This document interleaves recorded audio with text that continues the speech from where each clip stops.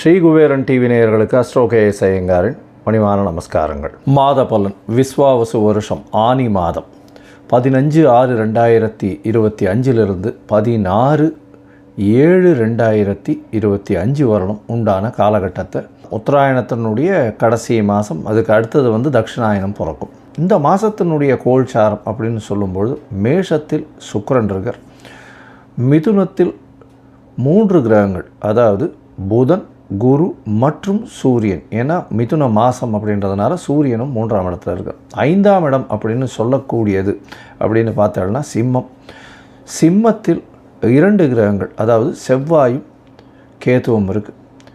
அது தவிர பார்த்தோம்னா 11ஆம் இடம் அப்படின்னு சொல்லக்கூடிய கும்பத்தில் சனி மற்றும் ராகு, இந்த 2 கிரகங்கள். மொத்தமாக பார்த்தலையானால் இந்த மாதம் ராகு கேத்துக்குள்ளே எல்லா கிரகங்களும் அடைபட்டு இருக்குது. இது ஒரு விஷயத்தை நம்ம கூர்மையாக கவனிக்கணும்.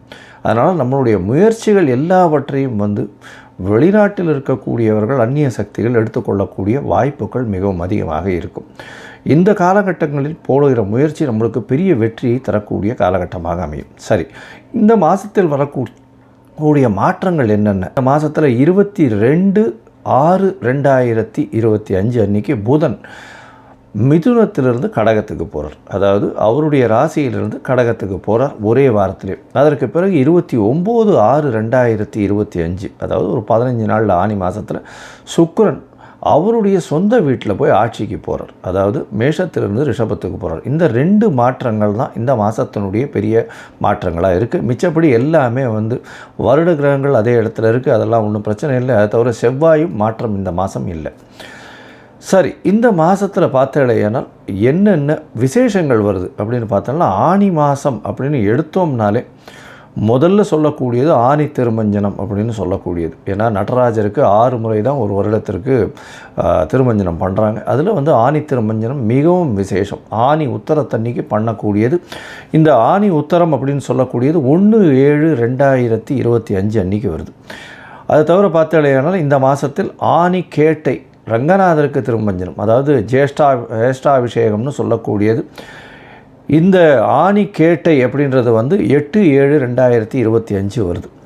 அதற்கு பிறகு பார்த்தேனால் இந்த மாதம் ஆனி மகம் மிகவும் விசேஷமான நாள். அருணகிரிநாதர் பிறந்த தினம் அப்படின்னு சொல்லக்கூடியது. அருணகிரிநாதர் என்னைக்குன்னா ஆனி மூலம் அப்படின்னு சொல்லக்கூடியது 8/7/2025 அன்றைக்கி பார்த்தேன்னா, அதாவது 9/7 8ஆம் தேதி அன்றைக்கி ஆனி கேட்டைக்கு அடுத்தது மூல நட்சத்திரம். 9ஆம் தேதி அன்றைக்கி அவர் அருணகிரிநாதரை பற்றி சொல்லவே வேண்டாம். அதாவது சைவ சமய பாடல்கள் நிறைய எழுதியிருக்கார். அதனால் அருணகிரிநாதரை பற்றி ஒரு பெரிய இது இருக்குது.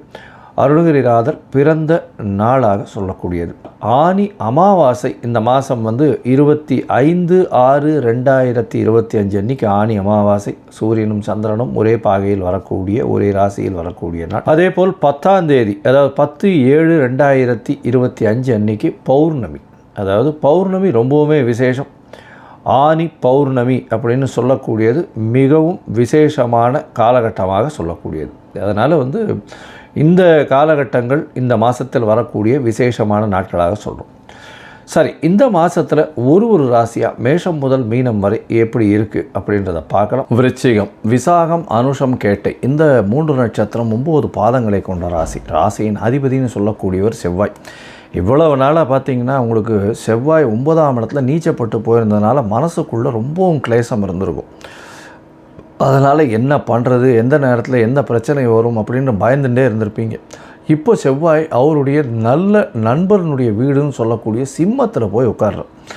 சிம்மத்தில் போய் உட்கார்றதுனால நல்ல ஒரு ஏற்றமான காலம் இருக்கும். அதனால் கவலைப்படவே தேவையில்லை. உங்களுக்கு தீர்க்கமான சிந்தனை வரும். உடல் நலத்தில் ஓரளவு நல்ல ஒரு பெட்டர்மெண்ட் இருக்கக்கூடிய வாய்ப்பு, ஓரளவுன்னு தான் சொல்ல முடியும். ஏன்னா செவ்வாயும் பார்த்தாலேயானால் கேதுவோடு சம்மந்தப்படுறது, அந்த அளவு விசேஷம் கிடையாது. அந்த 10ஆம் இடத்தினுடைய அதிபதி 10க்கு 11ஆம் இடம்னு சொல்லக்கூடிய 8ஆம் இடத்துல போய் உட்கார்றார். அதனால் உங்களுக்கு மறைந்து இடத்துல போய் உட்கார்றதுனால அந்த அளவு விசேஷத்தை கொடுக்காது. ஸோ பொதுவாக பார்த்தீங்களேனால் 10ஆம் இடத்துல போய் செவ்வாய் இருக்கிறது, உங்களுடைய ராசிநாதன் 10ஆம் இடத்துல நல்ல ஒரு இடத்துல சூரியனோட வீட்டில் இருக்கிறது நல்ல ஒரு ஏற்றம். இந்த மாதத்தில் அது ஒரு பெரிய ப்ளஸ் பாயிண்ட் உங்களுக்கு. ஏன்னா இவ்வளோ நாளாக வந்து மனசுக்குள்ளே பயங்கர போராட்டம், கிளேசங்கள். ஏன்னா குருவின் பார்வை வேறு உங்கள் ராசியில் இல்லை. உடல் நலத்தில் பின்னடைவு இருக்கும், ஸ்ட்ரெஸ் ரொம்ப அதிகமாக இருக்கும். 4ஆம் இடத்துல சனி வேறு, ராகுவோடு சேர்ந்த சனி, டபுள் சனின்னு சொல்லணும். இப்போது ராகுவோடு சேர்ந்த சனியாக இருக்கிறதுனால மனக்குழப்பங்கள், மன கிளேசங்கள், மன அழுத்தம் இதெல்லாம் ரொம்ப அதிகமாக இருந்துருக்கும் இந்த விருச்சிக ராசிக்காரர்களுக்கு. கொஞ்சம் பொறுமையாக இருங்கோ. ஏன்னா குரு பார்க்குறார், நிச்சயமாகவே பொறுமையில் நிச்சயமாக உங்களுக்கு நிச்சயமாக கொடுக்கக்கூடிய வாய்ப்புகள் உண்டு. 10ஆம் இடத்துல இப்போ வந்து செவ்வாய் வந்ததுனால ஒரு பெரிய ஏற்றம். புதிய கடன் வாங்கி தொழிலை அபிவிருத்தி பண்ணக்கூடிய வாய்ப்பு உண்டு. புதிய வேலை வாய்ப்பு கிடைக்கும். அலைச்சல் கொஞ்சம் அதிகமாக இருக்கக்கூடிய வாய்ப்புகள் நிச்சயமாக உண்டு. பொதுவாகவே மாத கிரகங்கள் அப்படின்னு சொல்லக்கூடிய சூரியன், செவ்வாய், புதன் மற்றும் சுக்கிரன் இந்த 4 கிரகங்களுடைய மாற்றத்தை வச்சு தான் பேசும். 8ஆம் இடத்துல பார்த்தாலேயானால் குரு, புதன், சூரியன் இந்த 3 கிரகங்கள் இருக்குது. இதனால் வந்து 8ஆம் இடம் வலுப்பெற்று போகிறது. இதனால் வந்து மறைந்த இடத்திலிருந்து திடீர் பணவரவு, ரேஸு, லாட்ரி, ஷேர்ஸு இந்த மாதிரியான விஷயங்களில் திடீர் ஏற்றங்கள் உங்களுக்கு கிடைக்கக்கூடிய வாய்ப்புகள் நிச்சயமாக இருக்கும். முதல்ல ஒரே வாரத்தில் பார்த்தாலேயானால் இந்த மாதம் பிறந்து 15/6/2025 இந்த 22/6/2025 வந்து புதன் உங்களுடைய ராசிக்கு 9ஆம் இடத்துல வரார். 9ஆம் இடத்துல புதன் வர்றது நல்ல ஒரு ஏற்றம். ஏன்னா திரிகோணத்தில் போய் வரார்.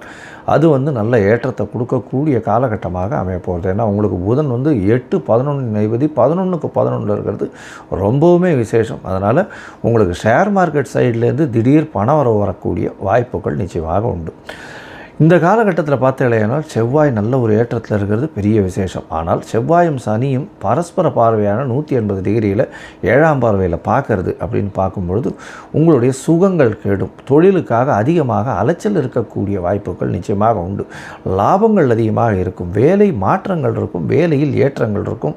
வேலை நிமித்தமாக அதிகமாக அலைச்சல் போகக்கூடிய வாய்ப்புகள் நிச்சயமாக உண்டு.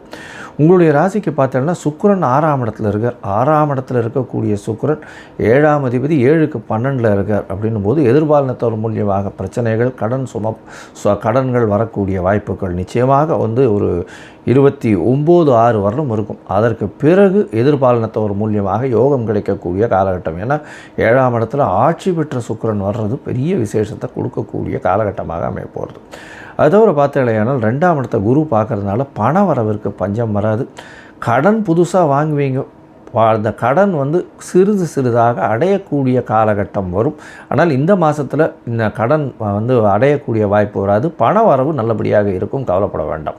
இந்த மாதத்தில் பார்த்தீங்கன்னா நீங்கள் வந்து முயற்சிகள் எல்லாமே வெற்றி பெறக்கூடிய வாய்ப்பு உண்டு. இருந்தாலும் முயற்சிகளை சில காலங்கள் தள்ளி வைக்கிறது நல்லது. அதாவது அந்த காலங்கள் சந்திராஷ்டம காலங்கள்னு சொல்கிறோம். அது வந்து 24/6/2025 26/6/2025 வரலும் உண்டான காலகட்டத்தில் இந்த காலகட்டத்தில் வந்து சந்திராஷ்டம காலம்னு சொல்கிறோம். இந்த காலகட்டத்தில் நிச்சயமாக புதிய முயற்சி, வெளிநாடு வெளியூர் பிரயாணம் வேண்டாம்னு சொல்கிறோம். ஒருவேளை பண்ண வேண்டி இருந்ததேயானால் சந்திராஷ்டமத்தின்